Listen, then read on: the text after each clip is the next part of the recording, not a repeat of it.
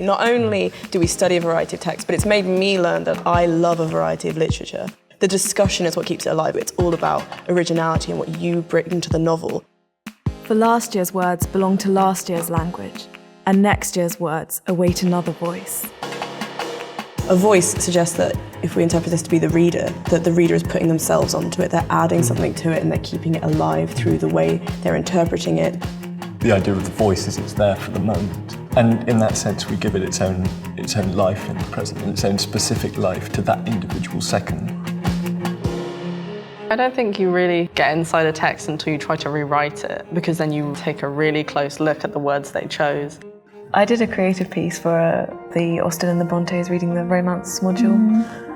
I did a piece on marriage, but like arranged marriages, but in Indian culture. So it was kind of like taken out of the Pride and Prejudice kind of context, who you should marry kind of thing like that, and then put in a different setting.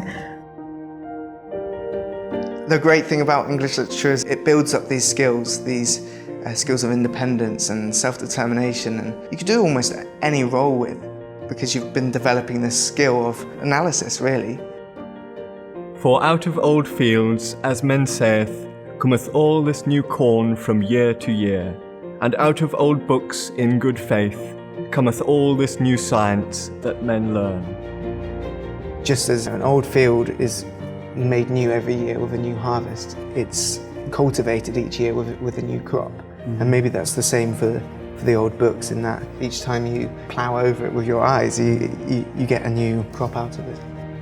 It is that idea of text living, but also you have to bring them to life. They are things that are alive, but you have to like unstopper the bottle and let that life out and like put yourself into it as well. And I think that that's a massive part of the reading process as a critic. Yes.